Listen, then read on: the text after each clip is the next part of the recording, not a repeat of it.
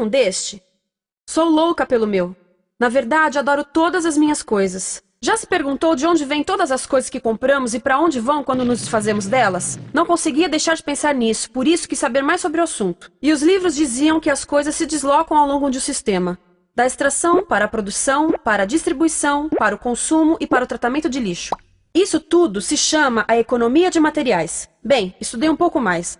Eu passei 10 anos viajando pelo mundo atrás de pistas de onde vêm as nossas coisas e para onde vão. E sabe o que eu descobri? Esta não é toda a história. Falta muita coisa nessa explicação.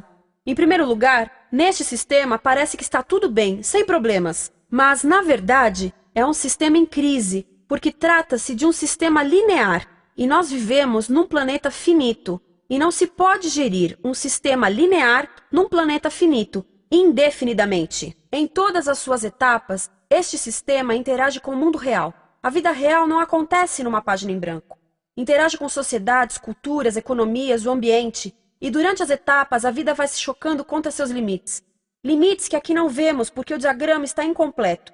Então, voltemos atrás para preencher alguns espaços e ver o que falta. Uma das coisas mais importantes em falta são as pessoas. Sim, pessoas. As pessoas vivem e trabalham em todas as etapas desse sistema, onde algumas são um pouco mais importantes que outras. Algumas têm maior poder de decisão. Quem são elas? Comecemos pelo governo. Meus amigos dizem que eu devia usar um tanque para simbolizar o governo, e isso é uma realidade em muitos países, e cada vez mais também no nosso. Afinal, mais de 50% dos nossos impostos vão para os militares. Mas vou usar uma pessoa para simbolizar o governo, porque acredito nos valores e na visão de que o governo deve ser das pessoas, pelas pessoas, para as pessoas. A função do governo é olhar por nós, cuidar de nós. Esse é o seu trabalho. Depois vem as corporações. O que leva as corporações a parecerem maiores que o governo é porque elas são maiores que o governo. Atualmente, entre as 100 maiores economias da Terra, 51 são corporações. À medida que as corporações foram crescendo, em tamanho e poder, assistimos a uma pequena mudança no governo, como se estivessem mais preocupados com o bem-estar deles do que com o nosso. Muito bem, então vejamos o que mais falta nessa imagem. Começaremos pela extração, que é uma palavra pomposa para exploração de recursos naturais, que por sua vez é uma palavra pomposa para destruir o planeta. A verdade é que cortamos as árvores, arrebentamos as montanhas para extrair os metais, consumimos toda a água e exterminamos os animais. Aqui enfrentamos o nosso primeiro limite. Estamos ficando sem recursos naturais. Estamos utilizando demasiados materiais. Sei que isto pode ser difícil de ouvir, mas é a verdade. Por isso temos que lidar com isso. Durante apenas as 3 últimas décadas, foram consumidos 33% dos recursos naturais do planeta. Desapareceram. Cortamos, minamos, perfuramos e destruímos o planeta tão depressa que estamos debilitando a capacidade do planeta para sustentar o nosso modo de vida. Aonde eu vivo, nos Estados Unidos, resta-nos menos de 4% da nossa floresta original. 40% dos cursos de água estão impróprios para o consumo. E o nosso problema não é apenas estarmos utilizando demasiados recursos, mas o fato de estarmos utilizando mais do que a nossa parte. Temos 5% da população mundial, mas usamos 30% dos recursos mundiais. Se todos consumissem ao ritmo dos Estados Unidos, precisaríamos de 3 a 5 planetas. E sabem uma coisa? Só temos um. Então, a resposta do meu país a essa limitação é simplesmente ir tomar dos outros. Este é o terceiro mundo, que alguém dirá tratar-se apenas de uma expressão para designar o local para onde foram as nossas matérias-primas. E o que é que acontece? A mesma coisa, destruição do local. 75% das zonas de pesca do planeta estão sendo exploradas ao máximo ou além da sua capacidade. Desapareceram 80% das florestas originais do planeta. Só na Amazônia perdemos 2.000 árvores por minuto. O equivalente a um campo de futebol por minuto. Então, e as pessoas que vivem aqui? Bem, de acordo com esses sujeitos, eles não são donos desses recursos, mesmo que vivam lá há gerações. Não são donos dos meios de produção, nem compram muitas coisas. Nesse sistema, quem não possui nem compra muitas coisas não tem valor. A seguir, as matérias-primas seguem para a produção, onde utilizamos energia para misturar químicos tóxicos com recursos naturais para produzir produtos contaminados com tóxicos. Há atualmente no comércio mais de 100.000 químicos sintéticos. Apenas um punhado foi testado para avaliar o seu impacto na saúde, e nenhum foi testado em relação aos impactos sinérgicos na saúde, ou seja, a interação com todos os outros químicos aos quais estamos expostos diariamente. Por isso, desconhecemos o impacto total deles na saúde e no ambiente. Mas sabemos uma coisa: os tóxicos entram e saem. Enquanto continuarmos a introduzi-los nos nossos sistemas de produção industrial, continuaremos a inserir esses tóxicos nos produtos que levamos para nossas casas, trabalho e escolas, e claro, para nossos corpos. Como os BFRs, ou retardantes de incêndio à base de brometo, que tornam as coisas mais resistentes ao fogo, mas são super tóxicos. São neurotóxicos, ou seja, tóxicos para o cérebro. O que é que estamos fazendo usando esses químicos? Apesar disso, os usamos em nossos computadores, eletrodomésticos, sofás, colchões e até alguns travesseiros. Sim, pegamos nossos travesseiros, os revestimos com neurotoxinas, levamos para casa e dormimos por 8 horas com eles. Não sei, mas acho que num país com tanto potencial, poderíamos ter uma maneira melhor de evitar que as cabeças peguem fogo à noite. Sabia que essas toxinas vão se acumulando ao longo da cadeia alimentar e se concentram nos nossos corpos? Sabe qual é o alimento do topo da cadeia alimentar com o nível mais elevado de químicos tóxicos? O leite materno. Isto significa que os menores membros das nossas sociedades, os nossos bebês, recebem as maiores doses de químicos tóxicos das suas vidas a partir do leite das suas mães. Não acha que é uma incrível violação? A amamentação deveria ser o mais importante ato humano de nutrição. Deveria ser algo sagrado e seguro. A amamentação continua a ser o melhor e as mães devem amamentar, mas nós deveríamos proteger esse ato. Eles deviam protegê-lo. Eu pensava que zelavam pelos nossos interesses. As pessoas que mais sofrem com esses produtos químicos são os trabalhadores das fábricas. Muitos são mulheres em idade reprodutiva que trabalham com toxinas que afetam a gestação, carcinogênicos e muito mais. Agora eu pergunto: que tipo de mulher em idade reprodutiva trabalharia no emprego deste, exposta a estas toxinas, a não ser uma mulher sem outra alternativa? Essa é uma das maravilhas desse sistema. A erosão dos ecossistemas e economias locais aqui garante um fluxo constante de pessoas sem alternativas. No mundo, há 200.000 pessoas por dia se deslocando de ambientes que as sustentaram ao longo de gerações para cidades, onde muitas vivem em bairros de lata, à procura de emprego, por mais tóxico que seja. Não só os recursos são desperdiçados ao longo desse sistema, mas também pessoas, comunidades inteiras são desfeitas. Sim, as toxinas entram e saem. Muitas delas saem das fábricas em produtos, e muitas mais saem como subprodutos, ou poluição, e estamos falando de muita poluição. Nos Estados Unidos, as indústrias admitem liberar mais de 1.800.000 quilos de químicos tóxicos por ano. Deve ser muito mais, porque isso é o que eles admitem. Trata-se de outro limite, porque quem quer ver e respirar 1.800.000 quilos de químicos tóxicos por ano? Então o que eles fazem? Mudam as fábricas poluidoras para o estrangeiro, para poluir outros países. Mas, surpresa, grande parte dessa poluição volta para nós trazida pelo vento. E o que acontece depois de todos os recursos naturais serem transformados em produtos? Passam por aqui, para a distribuição, o que significa vender todo o lixo contaminado com toxinas o mais rápido possível. Aqui, o objetivo é manter os preços baixos, com as pessoas comprando os produtos em constante movimento. Como eles mantêm os preços baixos? Pagam salários baixos aos trabalhadores das lojas e restringem o acesso aos seguros de saúde sempre que podem. Tudo se resume em exteriorizar os custos. O verdadeiro custo da produção não se reflete no preço. Em outras palavras, não pagamos aquilo que compramos. Outro dia estive pensando nisto. Ia a caminho do trabalho e queria ouvir as notícias. Por isso entrei numa loja para comprar um rádio. Encontrei um pequeno rádio verde engraçado que custava $4,99. Na fila do caixa pensei, como $4,99 podem refletir o custo da produção e transporte desse rádio até ele chegar nas minhas mãos? O metal deve ter sido extraído na África do Sul. O petróleo provavelmente do Iraque. O plástico produzido na China e talvez montado por uma criança de 15 anos numa fábrica do México. $4,99 não paga nem o aluguel do espaço ocupado na prateleira, nem parte do salário do empregado que me atendeu, ou as viagens de navio e caminhão que o rádio fez. Foi assim que eu percebi que eu não paguei o valor do rádio. Então, quem pagou? Estas pessoas pagaram com a perda do espaço dos seus recursos naturais.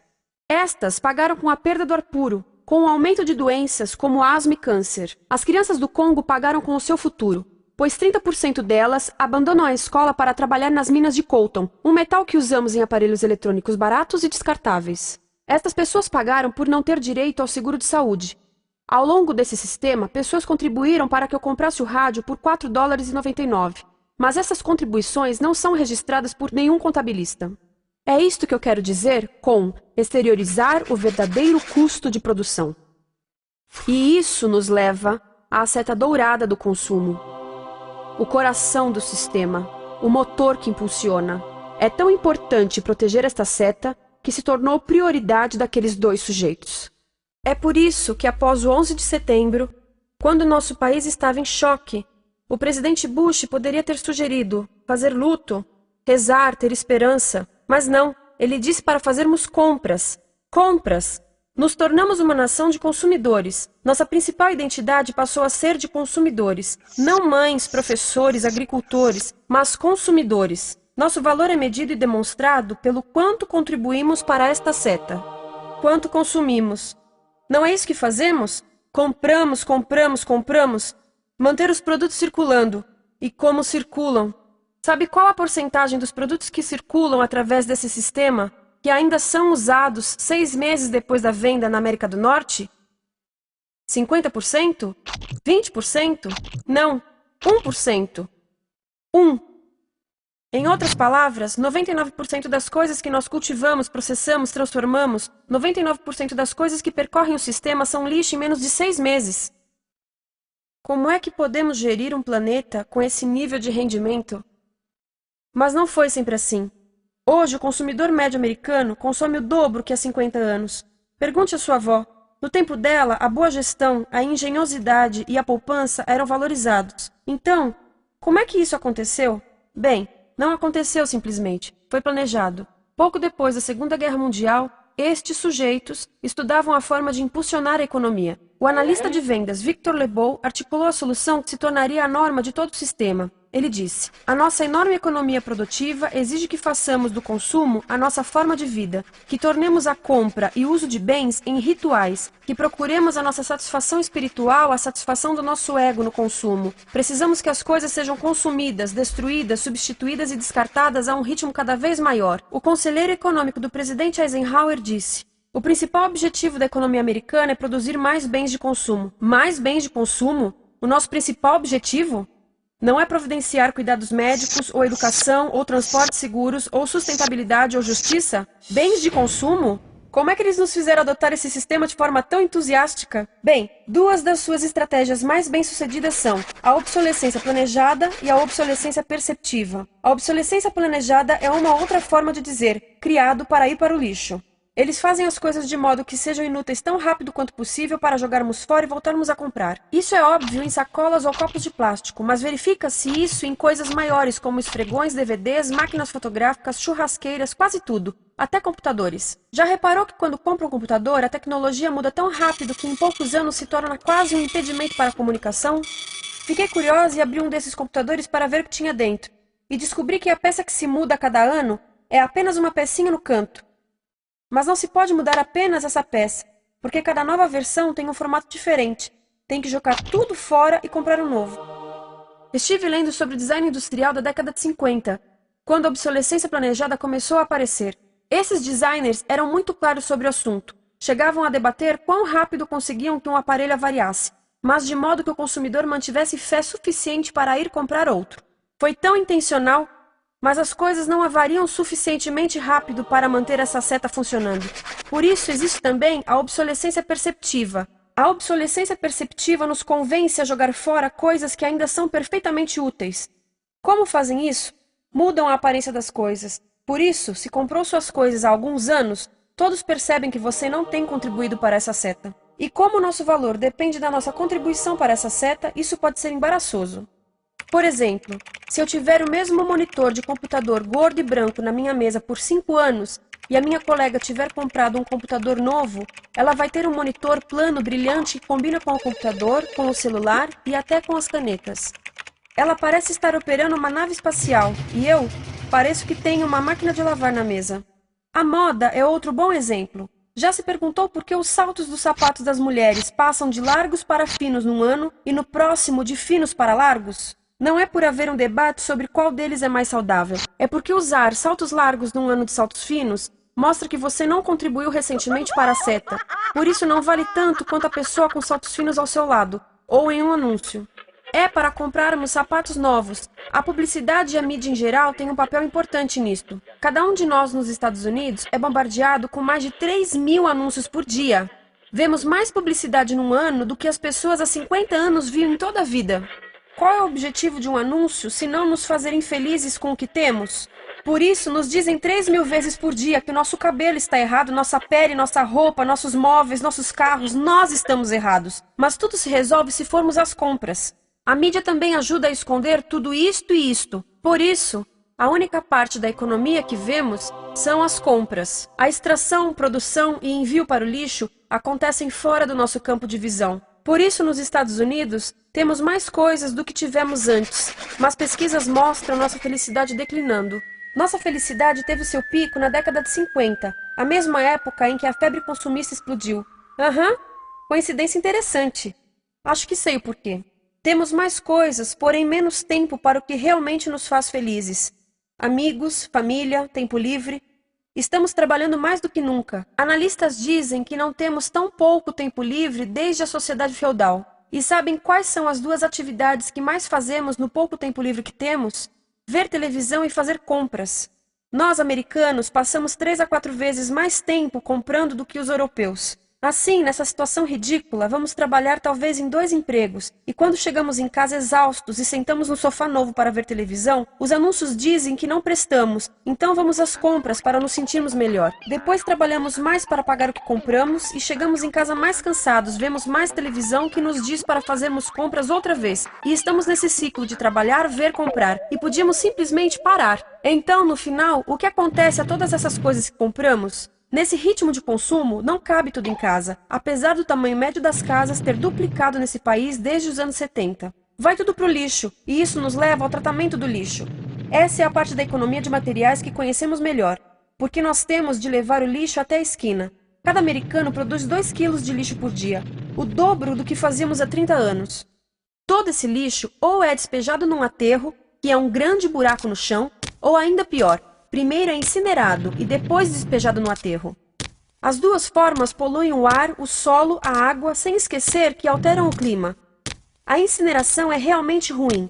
Lembra daqueles tóxicos da fase da produção? Bem, queimar o lixo libera esses tóxicos no ar. Pior ainda, produz supertóxicos novos, como a dioxina.